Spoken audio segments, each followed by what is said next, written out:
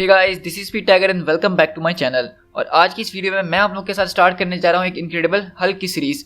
जैसा कि आपको याद होगा कि हमने देखा था कुछ हल्क की सीरीज में कि ब्रूस बैनर जो है वो गवर्नमेंट से छुपता फिर रहा है, भागता फिर रहा है, क्योंकि उसको एक जेल में कैद कर दिया गया था वर्ल्ड वॉर इवेंट के बाद से। लेकिन वहाँ पे एक इवेंट हुआ था जिसमें रेड हल्क हमने देखा था, एक नया हल्क आता है शहर के अंदर जो कि ब्रूस बैनर की पिटाई करता है बहुत ज़बरदस्त तरीके से। और यहाँ पे हमने देखा था कि वो रेड हल्क कितना ज़्यादा खतरनाक होता है कि वो थॉर जैसे सुपर हीरो से लड़ रहा होता है और इसने यहाँ तक उसका म्योनियर भी उठा लिया था। और ये कोई छोटी मोटी बात बिल्कुल भी नहीं थी कहीं से। और इसीलिए रेड हल्क जो था अब मार्वल कॉमिक्स के अंदर काफ़ी ज़्यादा फेमस हो गया था। और इसीलिए अब हम दोबारा से अपनी रेड और हल्क वाली स्टोरीज़ के ऊपर दोबारा आ रहे हैं। लेकिन ये जो आज का हमारा स्टोरी आर्क है ये कोई खास या बड़ा स्टोरी आर्क नहीं है, बल्कि ये सिर्फ 3 इश्यूज़ के अंदर होगा। तो इसलिए हमारी ये वीडियो जो है 3 एपिसोड्स के अंदर आएंगी। लेकिन इसके अंदर बेसिकली हम देखेंगे कि हल्क और रेड हल्क वर्सेस, मतलब आज तक हम लोग जो सारे कॉमिक्स देखते हुए आते हैं कि स्टोरी आर्क फॉलो किया जाता है, फिर उसमें कहीं एंड में जाके लड़ाई होती है। लेकिन ये स्टोरी आर्क बनाया ही सिर्फ इसलिए था कि हल्क और रेड हल्क की वर्सेस दिखाई जा सके। और इसके अंदर हम बहुत ज़्यादा कूल एस्पेक्ट्स देखने वाले हैं, जो कि ये एक तरह की जो है समझ लीजिए कोई ऐसा स्टोरी नहीं है जो कि हमारी मेन स्टोरीज़ के ऊपर इम्पैक्ट डालेगा। ये हमारी एक मज़े के लिए, एक फ़न के लिए स्टोरी इन्होंने लिखी थी जो कि सिर्फ 3 इश्यूज़ के अंदर थी। और अभी मैं आपको इसलिए ये सुना रहा हूँ क्योंकि ये हमारी टाइमलाइन का हिस्सा है। और जैसे जैसे हम आगे जाते जाएंगे इसी तरह हम हल्क की और भी सीरीज़ अपने साथ कंटिन्यू करते रहेंगे। सो गाइस, आई होप कि आपने मेरा चैनल अभी तक सब्सक्राइब कर दिया होगा। लेकिन अगर आपने मेरा चैनल अभी तक सब्सक्राइब नहीं किया है तो प्लीज़ वो रेड बटन फ़ौरन दबाइए और साथ में बेल आइकन भी ज़रूर दबाइएगा। सो गाइस, चलिए इस ऑसम सीरीज़ को स्टार्ट करते हैं।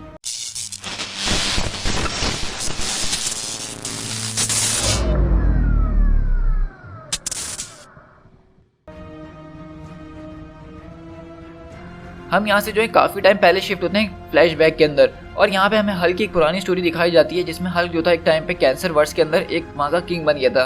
जैसा कि आपको याद होगा प्लेनेट हल्क वाली स्टोरी, वैसे ही स्टोरी हल्क की पहले भी हो चुकी है। लेकिन उसमें फ़र्क ये था कि वो सकार पे नहीं बल्कि कैंसर वर्स में गया था और वहाँ की एक प्रिंसेस जेरिला जो थी उसने उससे शादी कर ली थी। लेकिन वहाँ पे भी कुछ ऐसे इवेंट्स हुए थे कि जेरिला को जो था वहाँ के कुछ लोगों ने उससे दूर कर दिया था और हल्क को वापसी हमारी यूनिवर्स यानी अर्थ में भेज दिया था। और इस तरह हम यही फ्लैशबैक देख रहे होते हैं कि किस तरह से हल्क गुस्से में होता है और बोलता है कि मैं तुमसे वादा करता हूँ कि मैं तुम्हारे लिए वापसी ज़रूर आऊँगा जेरिला, मैं तुम्हारे लिए ज़रूर आऊँगा वापसी।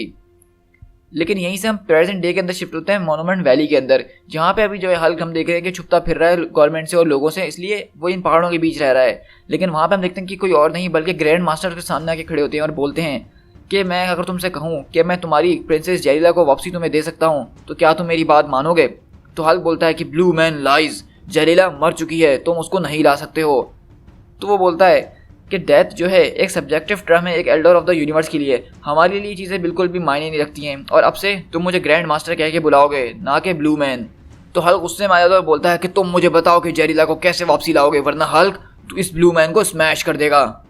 तो ग्रैंड मास्टर बोलता है कि मेरे भाई ने मुझे वार्न किया था कि ये इतना ज़्यादा आसान नहीं होने वाला। लेकिन हल्क मेरी बात ज़रा गौर से सुनो, एक कंपटीशन होने वाला है, ये एक तरह का गेम होगा, एक टीम जीगी और दूसरी टीम वो मारी जाएगी। और इस टीम के अंदर मैंने तुम्हें चुना है और मैं चाहता हूँ कि तुम अपने कुछ साथी चुनो और उसके लिए, और ये टीम मेरी जो है मेरे भाई से लड़ेगी और उसने जो टीम चूज़ करी होगी इन दोनों के बीच मुकाबला होगा। तो हल्क बोलता है कि अगर मैं जीता तो जेरिला मेरी होगी। तो ग्रैंड मास्टर बोलता है कि ठीक है, बिल्कुल, अगर तुम जीते तो तुम्हें मैं अपनी ज़बान देता हूँ कि मैं जेरिला को वापसी लेकर आऊँगा। लेकिन अब ये डिपेंड सब कुछ तुम्हारे ऊपर करता है हल्क कि तुम अपने आप को डिफेंड करने के लिए किन लोगों को चुनते हो अपनी टीम के अंदर।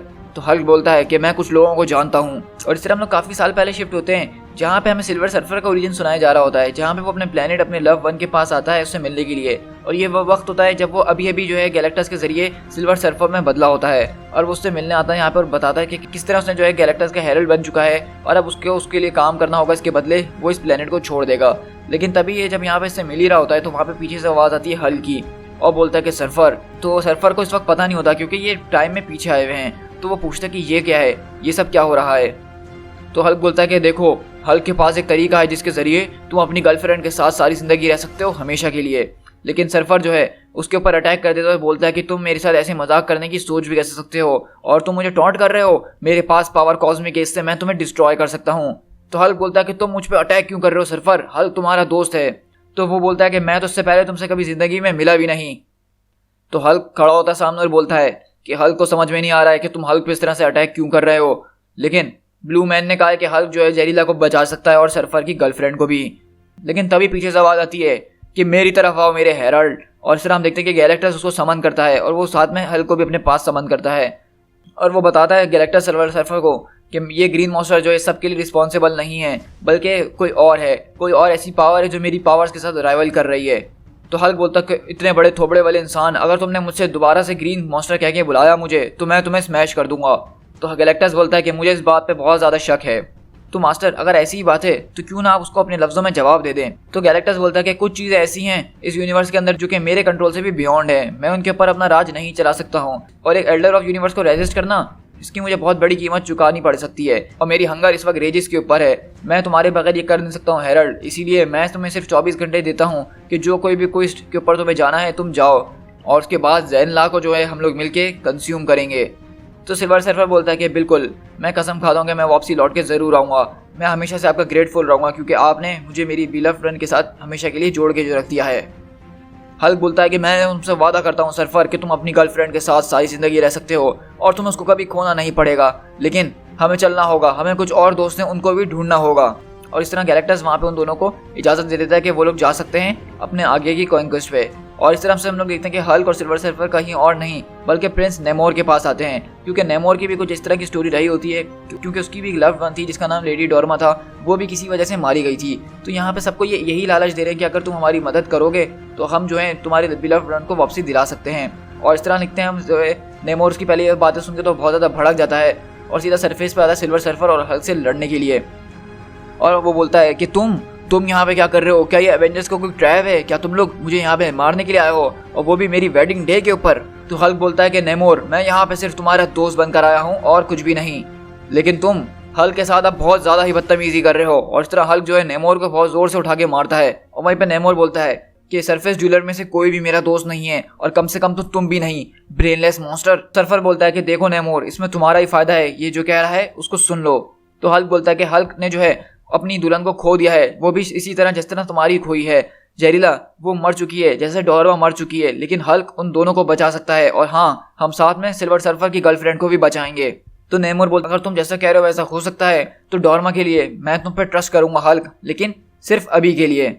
और इस तरह हम लोग दोबारा एक और डायमेंशन के अंदर शिफ्ट होते हैं जहाँ पे दो लोग आपस में लड़ रहे होते हैं, और यहाँ पे कोई और नहीं बल्कि डॉक्टर स्ट्रेंज और क्लिया, उनकी जो लव इंटरेस्ट होती है वो मौजूद होते हैं। लेकिन जब यहाँ पे उनकी फाइट माइंडलेस वन से हो रही होती है तो वहाँ पे डॉक्टर स्ट्रेंज क्लिया को खो देते हैं इस बीच में, और वहीं पे हम अचानक देखते हैं कि इस फाइट के अंदर सिल्वर सर्फर, नेमोर और हल्क यहाँ पे आ जाते हैं। यहाँ पे हल्क बेसिकली उनको वही बात बताता है जो उसने उन दोनों को बताई थी कि किस तरह से अगर वो उसका साथ देगा इस क्वेस्ट के अंदर, उसकी टीम का हिस्सा बनेगा तो जो उनको चाहिए वो मिल सकता है, क्योंकि Elder of the universe grand master जो उन्होंने वादा करा है कि अगर वो इस जंग में इनके लिए लड़ेंगे तो उनको जो चाहिए वो उनको देगा।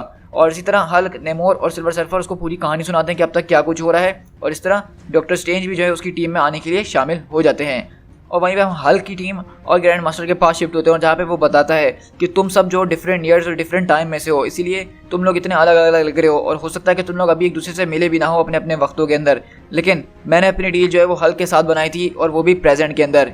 हल्क को मैंने ये चॉइस दी थी कि वो तुम में से किसी को भी चूज कर सकता है, लेकिन ये चॉइस सिर्फ मेरे पास थी कि वो कहाँ से उठाए जाएंगे, क्योंकि इस वक्त जो है तुम लोगों ने सब ने किसी ना किसी ने इस टाइमलाइन के अंदर कोई ना कोई खतरनाक लॉस उठाया है, और इसीलिए यही चीज़ तुम लोग को मोस्ट वनरेबल बनाती है। तुम लोग जो हो अपने लव वन को बचाने के लिए अब अपनी यहाँ पे जान भी दे सकते हो, और इसी वैल्यू की वजह से गेम में मज़ा आने वाला है। तो नेमोर बोलते हैं कि गेम, किस तरह का गेम, मैं यहाँ पे कोई गेम या तमाशे करने नहीं आया हूँ, मैं सिर्फ अपनी लेडी डोरमा को अपने साथ ले जाने आया हूँ। तो वो बोलता है कि बिल्कुल, मैं तुम लोग का कंसर्न समझता हूँ अच्छी तरीके से, और मुझ पर शक करने की गलती मत करना। एक एल्डर ऑफ द यूनिवर्स कभी भी अपना प्रॉमिस नहीं तोड़ता है, और अब मेरे भाई से मिलने के लिए तैयार हो जाओ, दी कलेक्टर।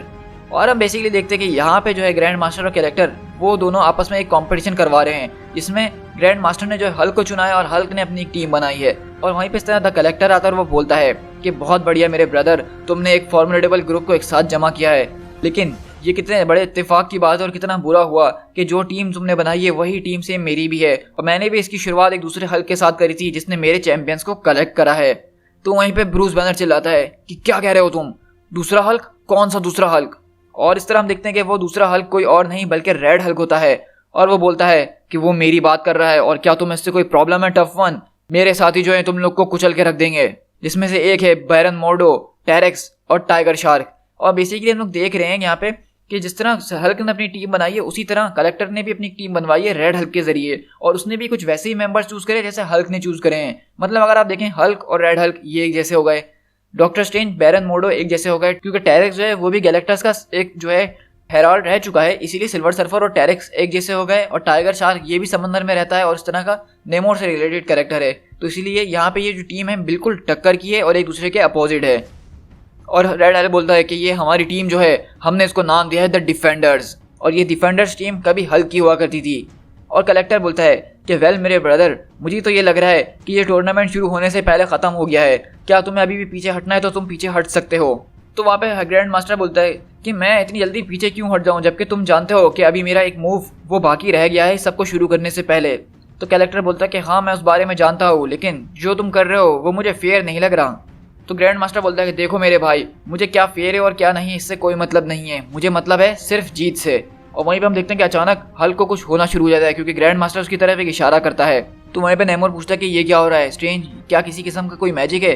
तो डॉक्टर स्ट्रेंज बोलते हैं कि नहीं, ये उस तरह का कोई मैजिक नहीं जिसको मैं जानता हूँ, लेकिन ये उन सबसे ज़्यादा पावरफुल है जिसको मैं इमेजिन कर सकता हूँ। तो सिल्वर सर्फर बोलता है कि हाँ, क्योंकि गैलेक्टस ने भी खुद मुझे बताया था कि ये एल्डर ऑफ द यूनिवर्स बहुत ज़्यादा पावरफुल हैं और वो भी उसका मुकाबला करने से डरता है।